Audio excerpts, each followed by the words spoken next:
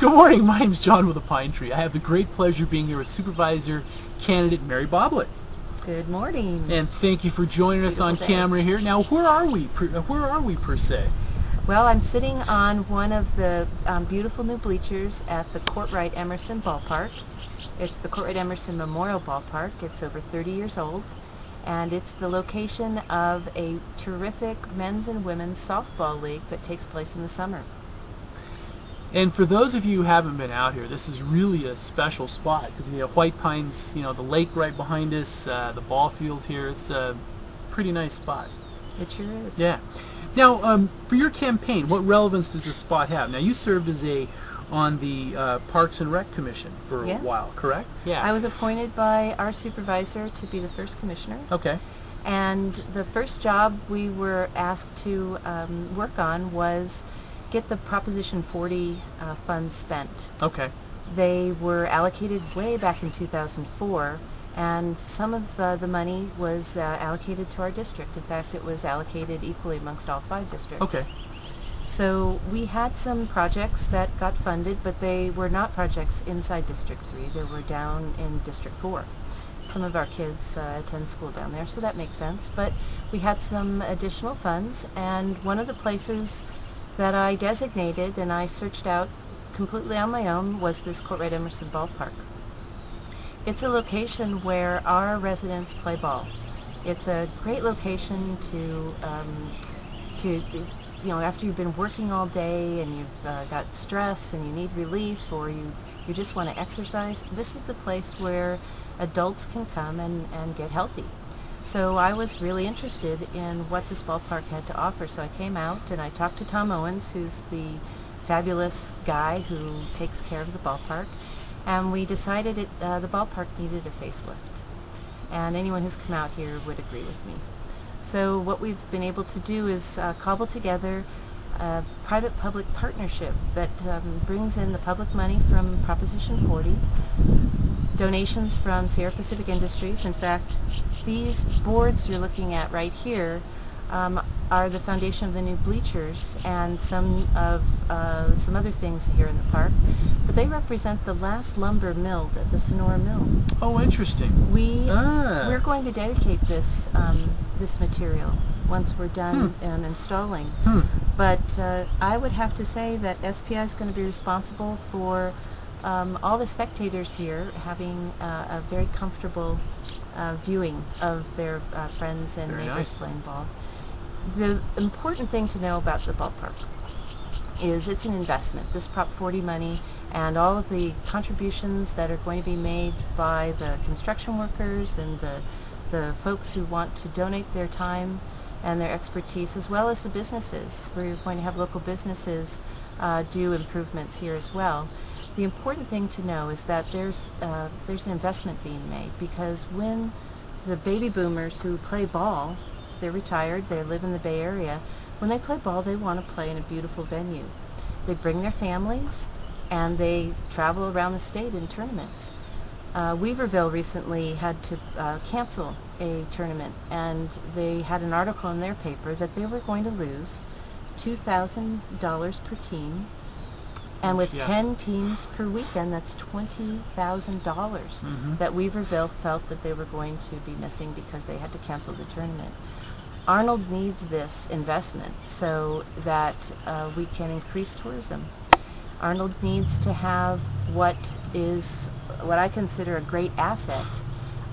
It needs to be improved, and it needs to improve with a leader who understands that you can't just have jobs, and you can't just create small businesses if you don't have customers. And what this area has to offer, and why I'm running for supervisor, is because I get it. I see that we have great assets that need tender loving care. They've been ignored by the field leadership that we're obviously able to see right here as a representation here at the ballpark. And we need someone who can come in and recognize what needs to be done. So this ballpark represents what I can do for District 3 and for the entire county. All right. And I guess as we're heading down the stretch in the campaign, I know absentee ballots. Some of them are starting to arrive as we speak, for some of the homes. Is if people get ready to mark those ballots, what do you think are the core 2 or 3 things that they need to remember? Well, there's 2 things that qualify me for being a supervisor at District 3. And the first is that I am focusing on returning our economy here in District 3 and the entire county. And the other candidates, they're all giving lip service to more jobs and freeing up the strangling regulatory aspect of local government to bring in more small businesses. Those are good things. But without customers, and the ballpark once again is an example, those small businesses will not be successful. So we need to drive the other side of the economy. The economy is a basic interplay between supply and demand. So if we have the jobs and the small businesses, but we have no demand, then we're not going to be successful. So I would like to work on what our natural assets are. Okay. And there are recreational venues, there are watersheds, there are parks, there are other things that we offer here in Calaveras County that other counties don't offer.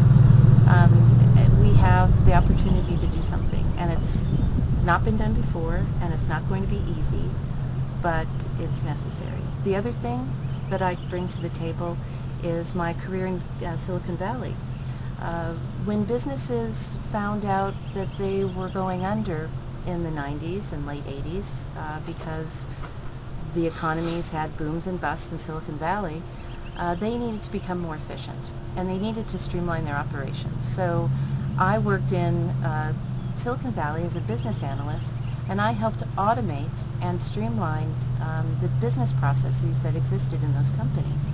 And the companies didn't fail. And what was recognized was that the people, like our local government, and if we're to talk about streamlining local government, which we need to do, the people are inherently good. They want to do a good job. Yes, they're government employees, but they're people like you and me. They're our friends. And they deserve an opportunity to make their jobs more efficient. And they want to. They desperately want to, and they try really hard. But it's a set of really complex processes that are causing constipation, causing business processes to not be able to be streamlined. Well, in Silicon Valley, we got past all of those things by using technology and having a process focus. And I have done those things in private industry. Local government is not a business, and it never will be the way it operates, but it's a combination of tools and people and a genuine desire to provide great customer service. Those things are universal, whether you're in private or public industry. So I think that it's time for Calaveras County to have someone with those skills in a leadership role that can recognize what we need to do. And I'd like to be that person. And one thing we've said in some of these before is we'd like to say thanks for people who run, because I think those in this community owe a thank you to the people who are willing to step up and run, because it's not something that's taken lightly, and it's a serious process we do, and good luck down the stretch. And yeah, I'd like to just make a mention that this campaign is not like other campaigns. You won't see a lot of campaign signs, those big signs that Bill has, or the other signs that Marita put up in Murphy's. You won't see a lot of signs like that for my campaign. I haven't asked my contributors to fund signs because I don't believe that having a big sign means that you're the best person for the job.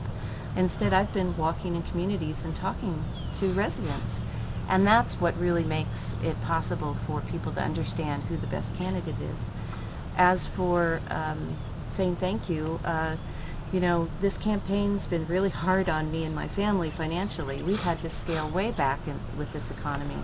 So we've made a lot of sacrifices, but I think it's worth it, and I think that this campaign, this year, it's unlike other years where you don't run a campaign like you would normally run.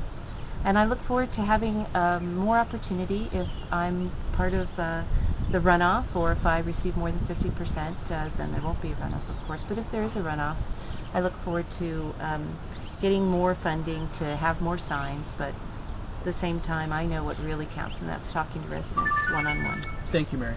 Thank Thanks you. for running.